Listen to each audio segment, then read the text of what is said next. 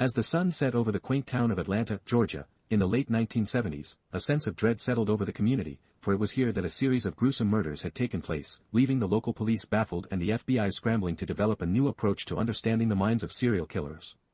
The real story behind the Mindhunter Netflix show is one of innovation and darkness, of brilliant minds and heinous crimes, and it is a tale that revolves around the lives of several key individuals, including John E. Douglas, the FBI agent who pioneered criminal profiling, and his colleagues, Robert Ressler and N. Burgess. These real-life figures would later inspire the fictional characters of Holden Ford, Bill Tench, and Wendy Carr, played by Jonathan Groff, Holt McCallany, and Anna Torv, respectively, in the hit Netflix series. The show's creators drew heavily from the experiences of Douglas, Ressler, and Burgess, weaving their stories into a complex narrative that explores the early days of criminal profiling. As we delve into the world of Mindhunter, we will encounter a cast of characters, both real and fictional, who will challenge our perceptions of justice, morality, and the human psyche. The Mindhunter Netflix show is based on the real-life experiences of John E. Douglas and Mark Alshaker, who co-authored the book, Mindhunter, Inside the FBI's Elite Serial Crime Unit, which chronicles the development of the FBI's Behavioral Science Unit in the 1970s. This unit, established in 1972, was tasked with interviewing serial killers to develop criminal profiles, a technique that was still in its infancy at the time. The show's portrayal of this period is largely accurate, capturing the sense of excitement and trepidation that came with exploring the unknown territories of the human mind. However, as we will see, there are also significant differences between the show and the real story, differences that reveal the complexities and challenges faced by the real-life agents and academics who pioneered this field.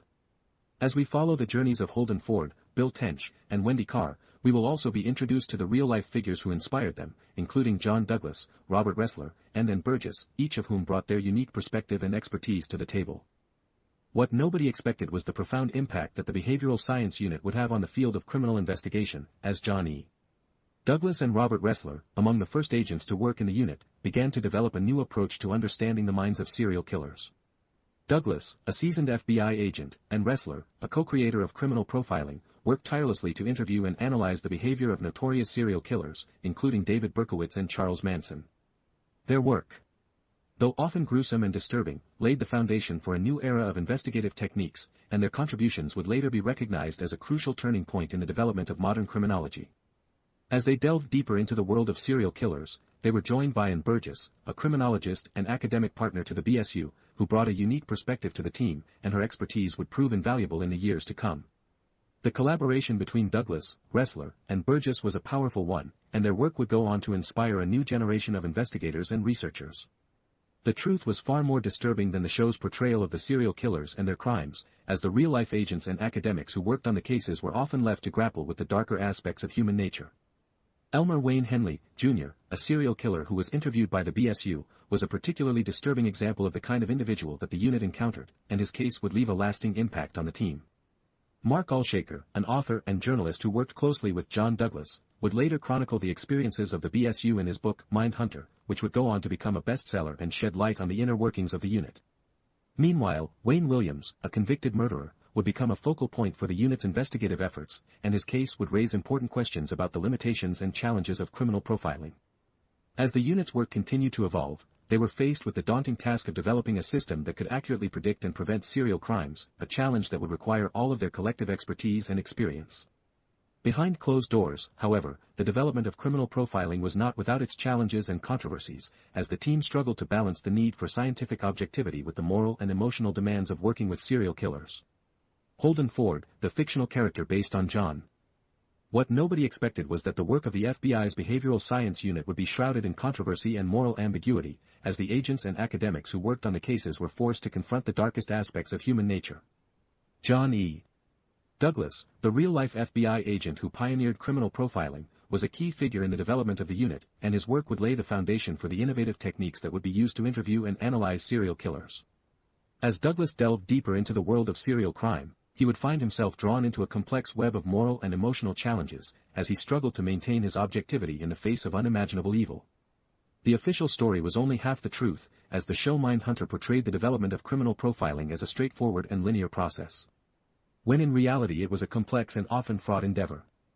Robert Ressler, a co-creator of criminal profiling and one of the first agents to work in the BSU, would later reflect on the challenges and controversies that the unit faced, including the criticism that their work was overly focused on the individual psychology of serial killers, rather than the broader social and cultural factors that contributed to their crimes. Meanwhile, Ann Burgess, a criminologist and academic partner to the BSU, would bring a unique perspective to the team, as she worked to develop a more nuanced understanding of the complex interplay between individual psychology and social environment.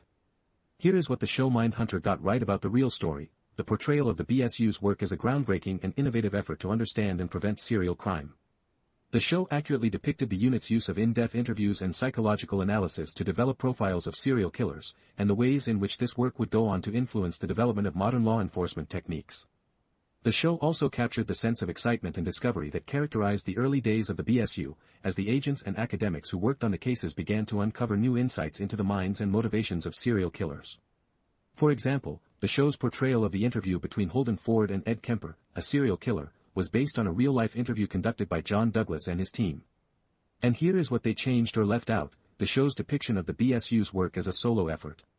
When in reality it was a collaborative endeavor that involved the contributions of many different agents, academics, and researchers.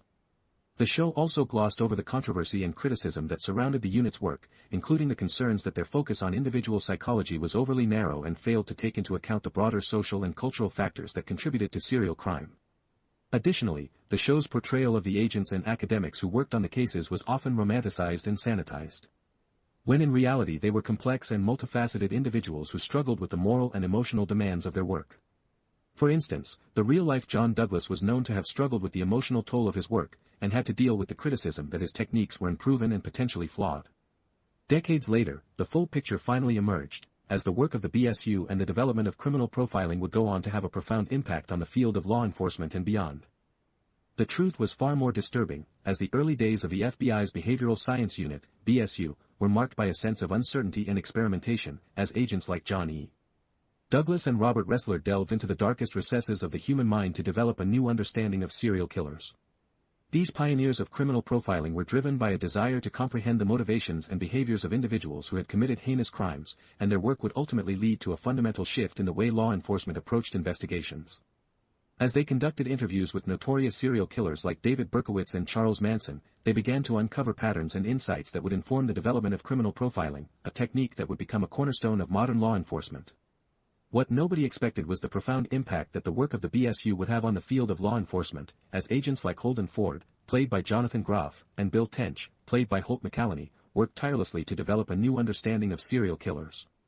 In reality, these characters were based on real-life FBI agents, including John E.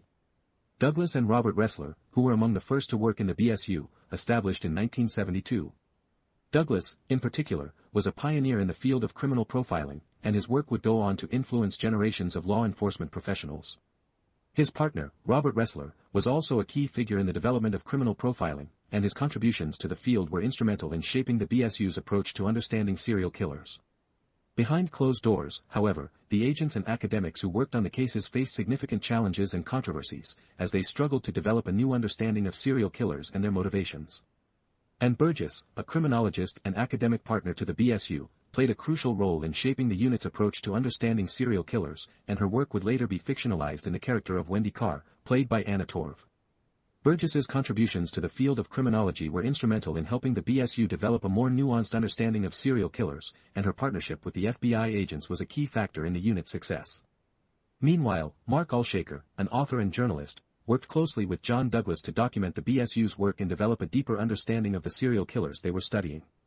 What the cameras never showed was the toll that this work took on the agents and academics who were involved, as they struggled to cope with the moral and emotional demands of their work. Decades later, the full picture finally emerged of the groundbreaking work done by the FBI's Behavioral Science Unit, established in 1972, and the key figures who drove its success. John E. Douglas, an FBI agent and author, was one of the pioneers of criminal profiling, and his work with the BSU helped to develop a new understanding of serial killers and their motivations. Douglas's partnership with Robert Ressler, another FBI agent, was instrumental in shaping the